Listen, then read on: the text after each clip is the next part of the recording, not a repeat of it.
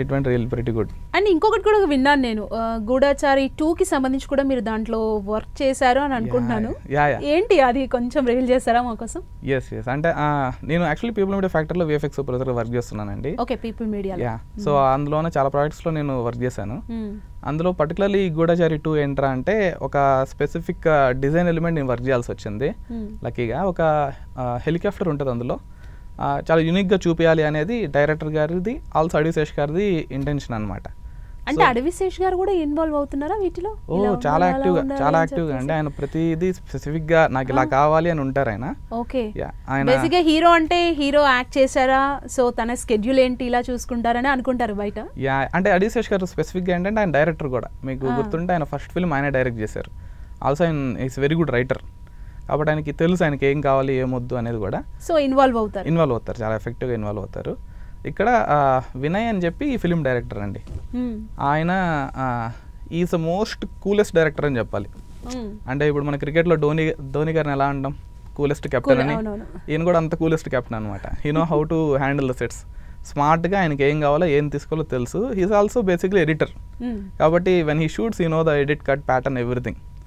At the same time ఈ particular సినారియోలో ఏంటంటే ఏదన్నా త్రినేత్ర అనేది వాళ్ళ సీక్రెట్ అసోసియేషన్, గూఢచారి ఫస్ట్ పార్ట్ చూస్తే మీకు అందులో చూసాను, నాకు ఐడియా ఉంది. సో దాన్ని రిప్రజెంట్ చేస్తూ ఒక డిజైన్ చేయాలి హెలికాప్టర్, అది చాలా యూనిక్గా ఉండాలి, ఇంకెక్కడ చూసినట్టు ఉండకూడదు అన్నది మనకి ఇచ్చిన బ్రీఫ్ అనమాట.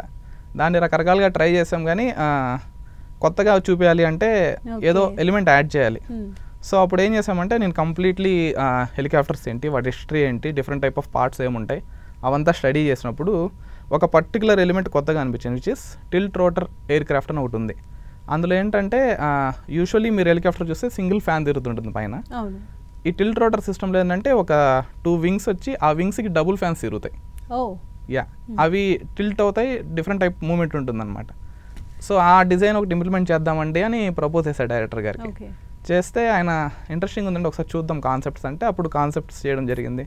అది ఆయనకు బాగా నచ్చింది. కాన్సెప్ట్స్ చేశాక 3D చేసి ఎగ్జిక్యూట్ చేశాక ఇంకా సూపర్గా అనిపించింది. గుడ్ థింగ్ ఏంటంటే అడివిశేష్ గారు చాలా బాగా నచ్చింది. ఆయన లాస్ట్ ఇయర్ వాళ్ళ పోస్టర్ రిలీజ్ చేసేటప్పుడు నాకు హెలికాప్టర్ పెట్టి రిలీజ్ చేయండి అని చెప్పి అది పెట్టి రిలీజ్ చేశారు కూడా. త్వరలో ఆ వండర్ కూడా చూడబోతున్నారు అనమాట ఆడియన్స్. అండ్ ఇప్పుడు ఈ కెమెరా షిఫ్ట్ టెక్నిక్స్ ఏవైతే ఉంటాయో సో అవి ఎలా ఉంటాయి, దాన్ని ఎలా బ్యాలెన్స్ చేస్తారు? అండ్ ఇది స్పర్ధ అనే ఫిలింలో చేసామండి. యాక్చువల్లీ రీజన్ ఏంట్రా అంటే అందులో మీరు ఫిలిం చూస్తే కర్ణ క్యారెక్టర్ చనిపోద్ది, అంటే నా క్యారెక్టర్ చనిపోద్ది. అది చూసి అర్జున్ క్యారెక్టర్ ఒకటి నేర్చుకుంటుందని చెప్పాను కదా, ఆ నేర్చుకునే ప్రాసెస్లో అది కంప్లీట్గా డిస్కనెక్ట్ అయిపోద్ది వరల్డ్తో. అంటే అది చూస్తే అర్థమవుతుంది, డిస్కనెక్ట్ అయిపోతుంది. ఒకసారి డిస్కనెక్ట్ అయిపోయిన తర్వాత అది వరల్డ్కి సబ్జెక్ట్కి డిఫరెన్స్ చూపించాలనేది డైరెక్ట్ ఇంటెన్షన్. దాన్ని అలాగే కొత్తగా ఎలా చేద్దాము అనే డిస్కషన్ వస్తుంటే అప్పుడు నేను ఇది ప్రపోజ్ చేశాను అనమాట. కెమెరా షిఫ్ట్ టెక్నిక్ అని ఒకటి ఉంది, మనం ఇది యూస్ చేస్తే బ్యాక్గ్రౌండ్ సబ్జెక్ట్ డిఫరెంట్గా మూవ్ అవుతాయి, డిఫరెంట్ స్పీడ్స్తో మూవ్ అవుతాయి. వీటిని ఎక్స్పెరిమెంట్ చేద్దాం అనుకున్నప్పుడు అది ఎలా వర్క్ అవుతుంది అంటే యూజువల్లీ మన స్టీరియోస్కోప్ ఈ 3D కెమెరాస్ ఉంటాయి కదండి, అంటే మల్టిపుల్ కెమెరాస్ అలైన్ చేసి షూట్ చేస్తారు. సో అదే సిస్టమ్ని ఒక 4 కెమెరాస్ అలైన్ చేసి ఫ్రేమ్ బై ఫ్రేమ్ దాన్ని జిగ్జాగ్ చేస్తూ షూట్ చేసామన్నమాట. అది చాలా ఎఫెక్టివ్గా వర్క్ అయింది ఆ ఎఫెక్ట్ ఆ పర్టికులర్ ఫిలింలో.